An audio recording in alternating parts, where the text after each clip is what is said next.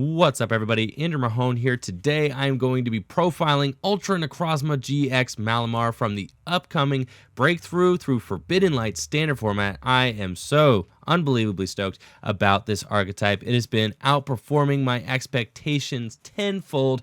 I had no idea this deck was going to be this good, and this list, we've been testing it a bunch. It's been beating a lot of the other lists that I have built right now. I could stand by this list. The 60 cards is a very good place to start for this archetype, and I have a few tech options that are worth considering as well, but I think this is pretty much the ideal place to start with any Ultra Necrozma GX Malamar list, and I'm going to end up telling you why.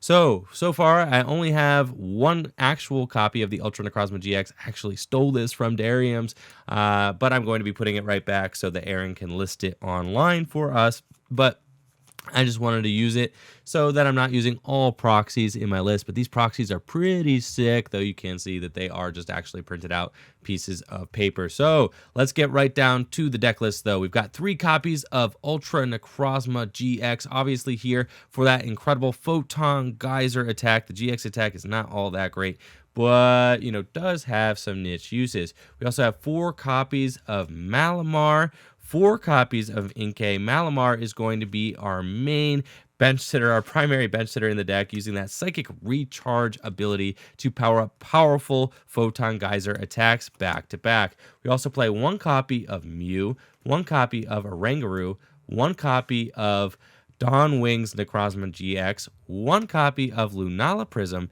and 1 copy of Tapu Lele. So with this deck, you can see we play a lot of different one-ofs. We play 5 one-of Pokemon in here, and each of these has a very unique reason for being in the list. Obviously, Tapu Lele is incredible in this deck. We are playing 4 copies of Ultra Ball and 4 copies of Mysterious Treasure, meaning that a turn 1 Wonder Tag is very easy to obtain. Now, you might ask, Andrew, why are we not playing more than 1 copy of Tapu Lele? It's because bench space is incredibly valuable in this deck. We have a lot of different Pokemon we want on the bench. Not to mention, we want like 3 Malamar on the bench, 2 to 3 Malamar at all times, meaning that we don't really have a lot of bench space for other Pokemon. We also definitely want Oranguru on the bench at almost any point in the game just to be able to use that instruct ability. So there's really just, bench space is at a premium, and I don't really think that you're going to want to use Tapu Lele if you don't have to. It's kind of just here as a just in case, also because it's incredible and easy to access on that first turn of the game, but you usually don't need it to get up and going.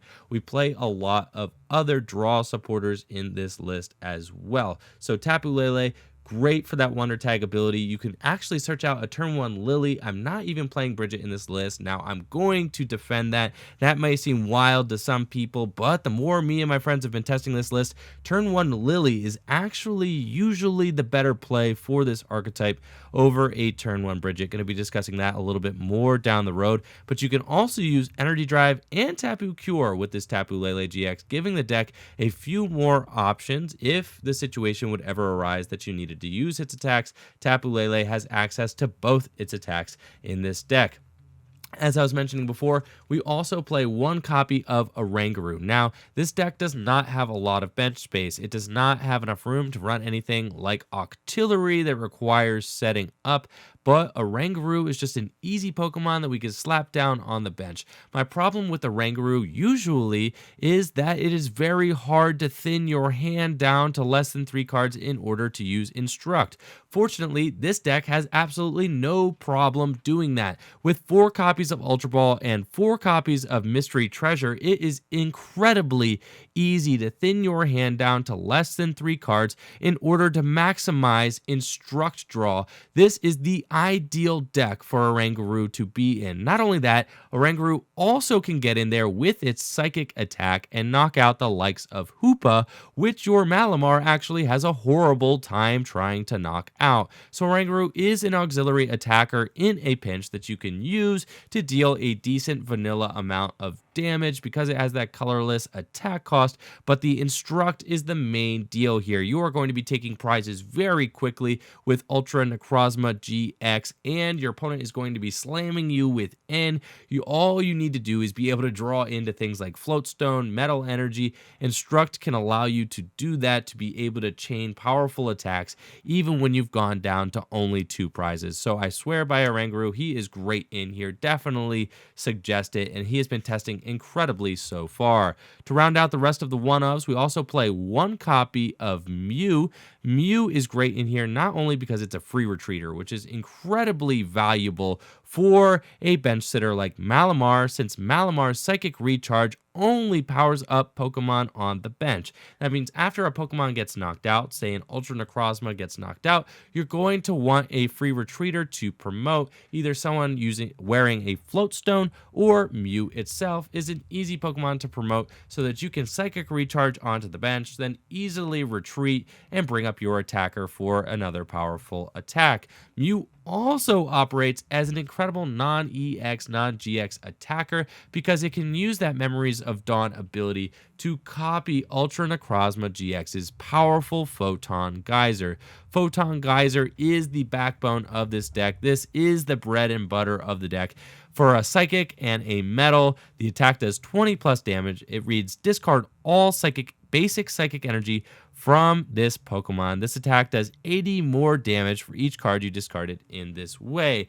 That means with 2 basic Psychic Energies and a Metal, we are going to be doing 180 damage. With a Choice Band, that's 210. With the Beast Energy, that's 210. With a Beast Energy and a Choice Band, that is 240 damage. So that is incredible just for 3 energy. That is a huge attack. If you were to attach 3 basic Psychic Energies and a Metal, you're doing what, 260 damage. You're clean knocking out anything in the format that you might encounter.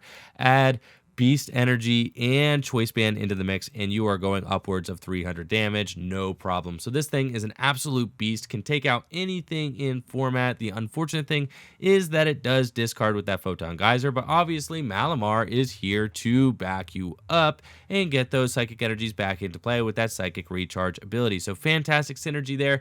We are playing the Ultra Necrozma GX, and not just Necrozma GX, because Ultra Necrozma GX knocks out Zoroark with ease. As I mentioned before, this thing hits 210 damage for just 2 Psychic Energies discarded and a Choice Band, 210 damage. Perfect math on a Zoroark GX. Zoroark GX is very popular. Also, Lycanroc GX, Golisopod GX, other 200 hit point Pokemon, Sylveon, other things easily knocked out with just 2 energy and a Choice Band.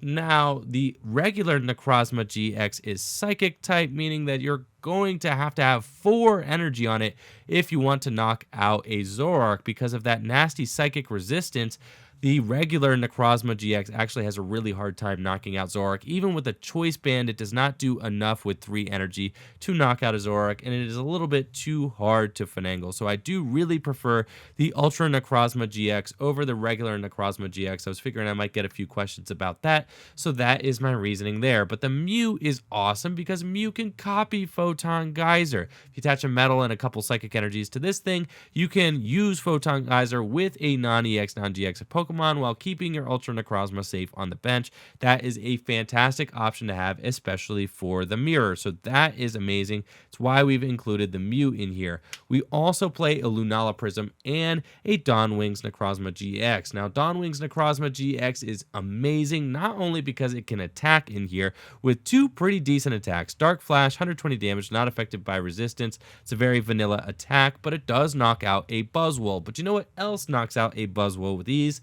Moon's Eclipse GX. This attack is the GX attack of choice in this deck. Moon's Eclipse GX is amazing. It says you can only use this attack if you have more prize cards remaining than your opponent, which is easy to do since you usually take a few turns to get set up, especially against more aggressive decks like Buzzwole. And it reads, prevent all effects of attacks, including damage, done to this Pokemon during your opponent's next turn.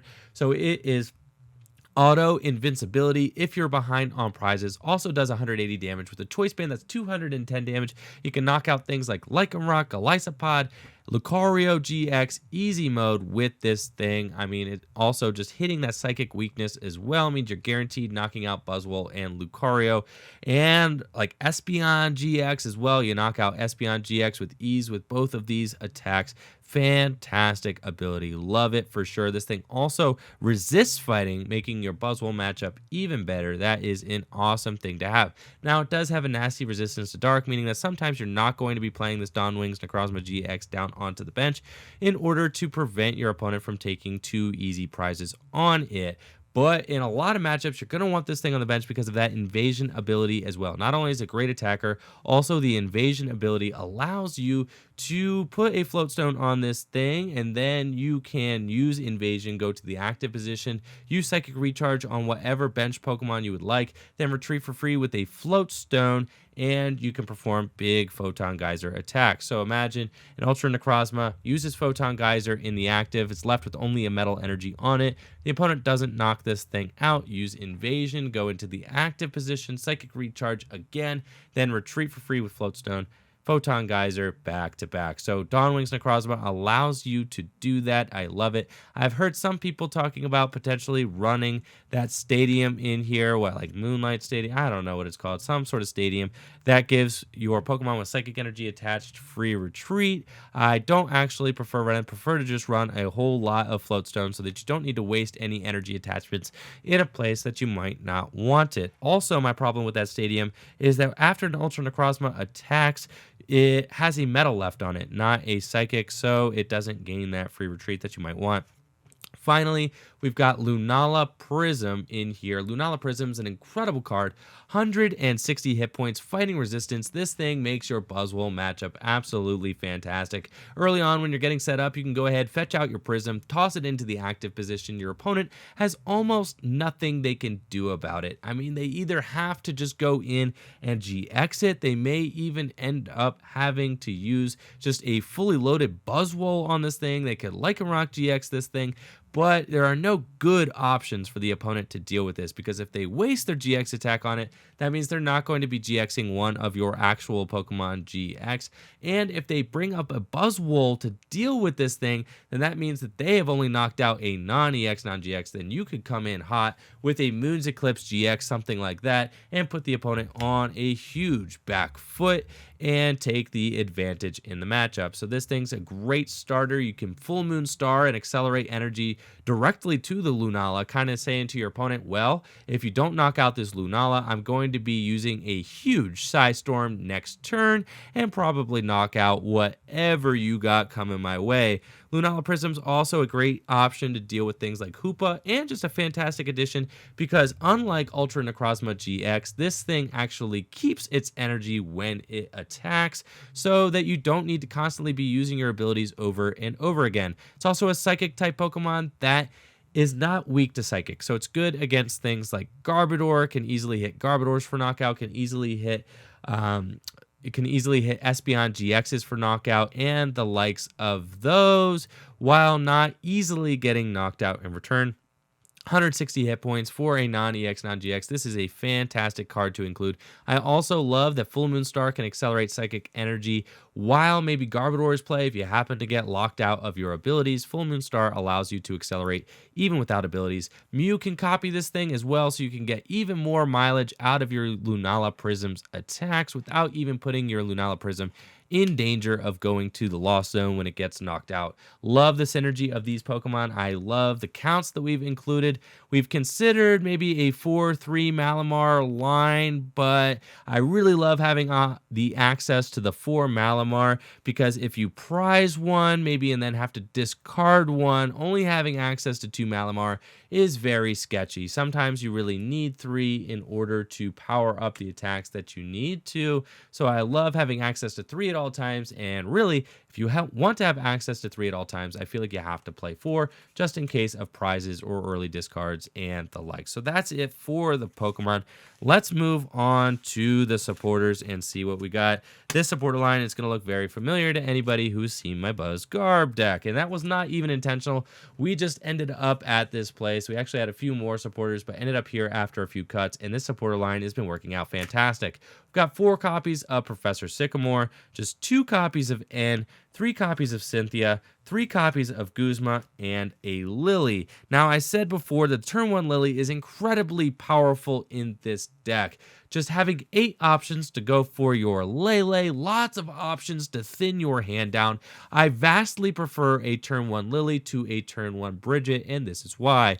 Because in this deck, we don't have auxiliary draw really like Octillery. We don't have Zoroark to trade. Oranguru is there, but Oranguru's draw is admittedly weaker than both Zoroark and Octillery. So we need to make sure that we are constantly, consistently hitting draw supporters in this deck. I would actually prefer to run a 3rd copy of N, but I had to make a concession in order to fit a few other cards in this list, and I feel like this supporter count should be fine for now. The 1 copy of Lillie, it is very easy to get your hands on a turn 1 Lele. We play 1 Lele and 8 cards to go get Lele, so that is 9 outs to a turn 1 Lele. Plus the 1 copy of Lillie, that means that we have 10 outs to a turn 1 Lillie in this deck. That is fantastic odds. Not only that, with all of the Mysterious Treasure and Ultra Balls that we play in this list, it is very easy to thin your hand down in order to maximize a turn 1 Lillie draw. The benefits of playing a turn 1 Lillie over playing a turn 1 Bridget are this.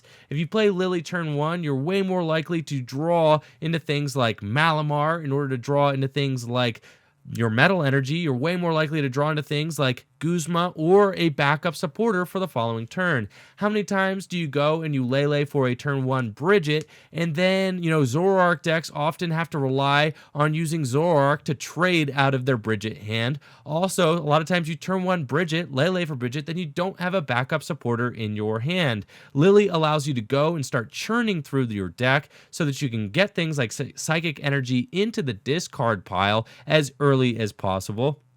Also allows you to continue drawing into your draw supporters. So I vastly prefer the turn 1 Lillie. I have found it very easy to get 3 Inkay in play on the first turn of the game because we have those 8 search cards as well as 4 copies of Inkay. So I haven't actually had any trouble getting my Inkay into play without the Bridget. Also, I would hate to draw into the Bridget later into the game. We don't have anything like trade in order to trade Bridget away. Yes, we do run Ultra Ball and Mysterious Treasure. We could Ultra Ball the Bridget away, but Lillie is still a live card. So not only is this an amazing turn 1 option for our deck, but it's not a dead card later in the game. That's why I prefer Lillie over Bridget in this deck.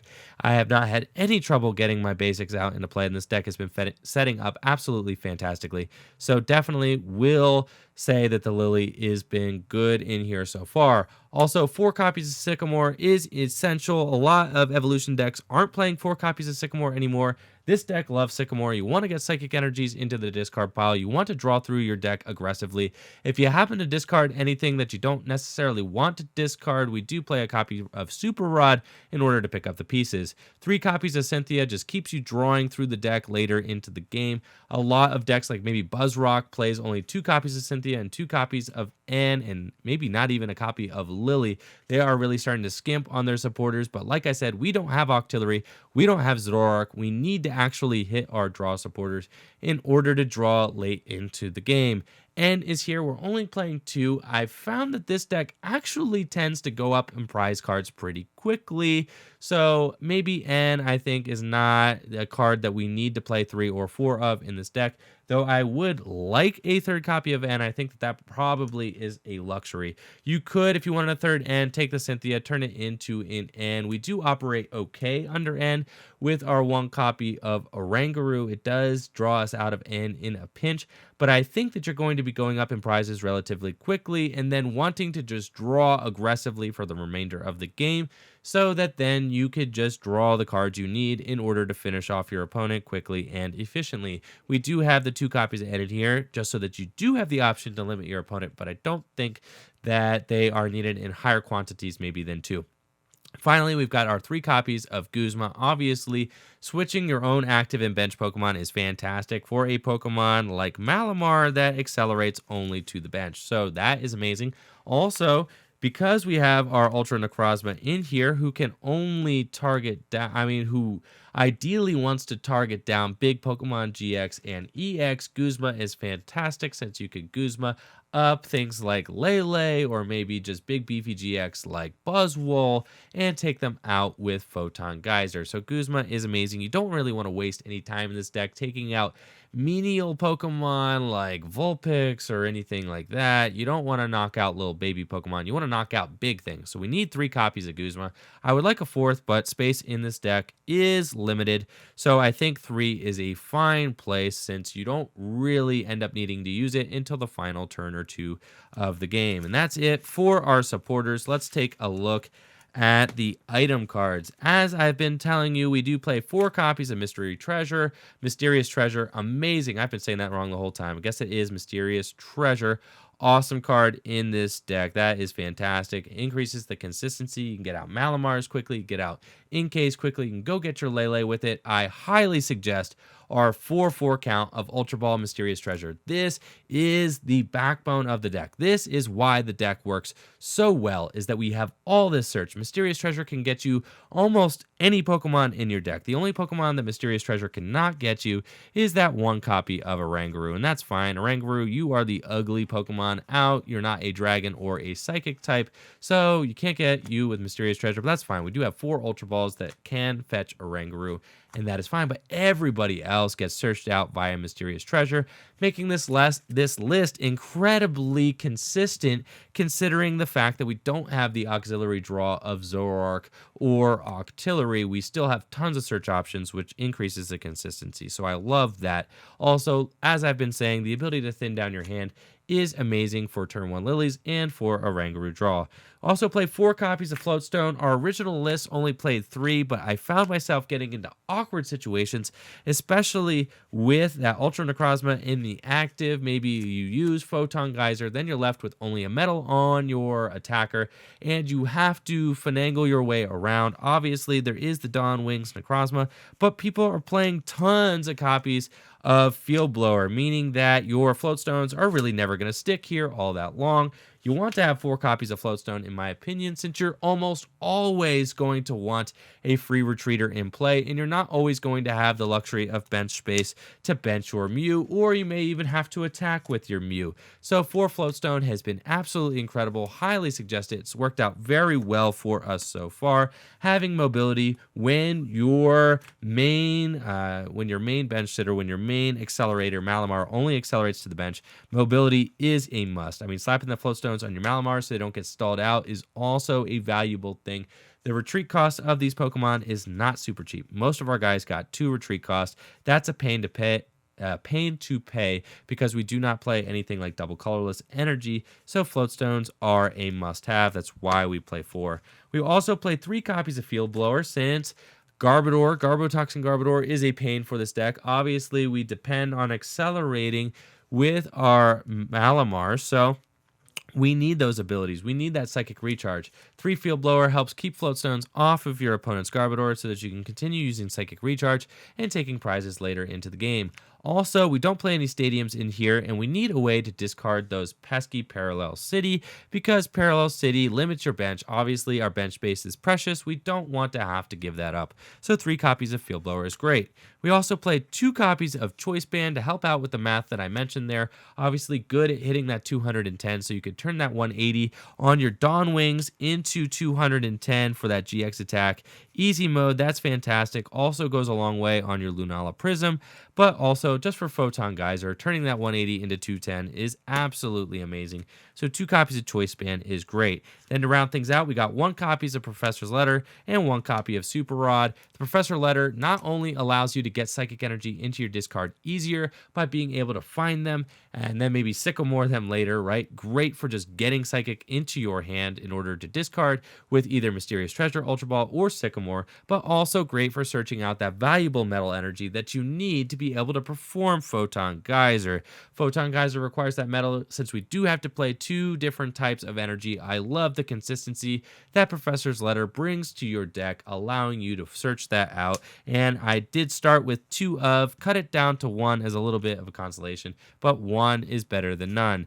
We also play a copy of Super Rod in case you have any ugly discards, helps you get your Pokemon back, also helps you to get those metal energy back, which are invaluable. If you run out of metal energy, you are not going to be using Photon Geyser, and that is bad. So Super Rod's here as a safety card. Make sure that you have those metal energy and your Malamar late into the game, even with some ugly discards. Finishing things off with the energy, we play our 1 copy of Beast Energy. Incredible in this deck. Beast Energy goes straight onto that Ultra Necrozma GX and fulfills your metal requirement. Great. Also adds 30 damage to your attack, which is fantastic because turning 180 into 210, like I said, allows you to hit a lot of specific targets. So that is really, really good. The Beast Energy is great. Not only, like I said, hitting that metal energy requirement, but also boosting your damage output. And since Photon Geyser only discards basic psychic energy, Beast Energy does not get discarded with that Photon Geyser, so that's fantastic.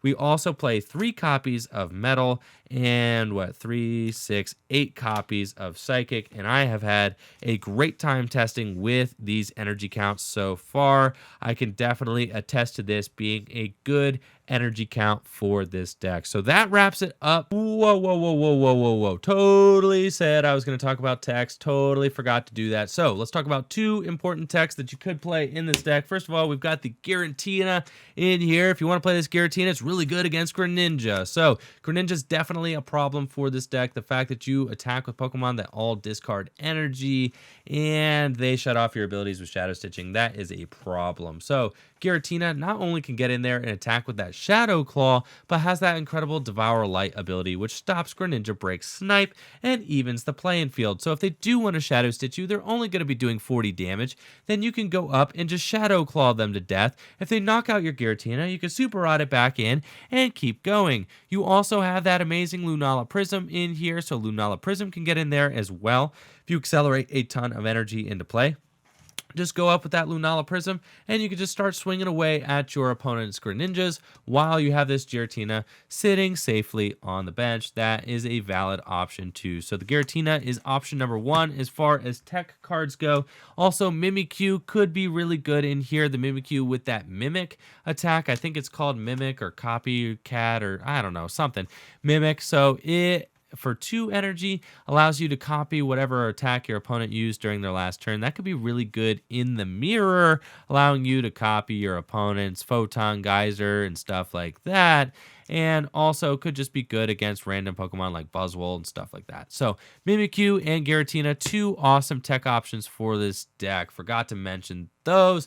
But anyways, make sure to like the video, sub to the channel, make sure to check out all the sweet stuff in the Etsy store below. We've got complete old decks for sale. Got a complete Haymaker deck up for sale in there now, signed cards. Also, have got playmats, super sweet playmats. If you haven't checked that out, go ahead and check that out. Oh, and stickers. But if you are interested in this limited edition Darium's playmat, you check that out on Dariums.com. It's going to be signed by every member of the Darium's crew. Only available for a few more days for pre-order, and then it's done. Never doing it again. So make sure to like the video, sub to the channel. Thank you all so much for watching. Peace.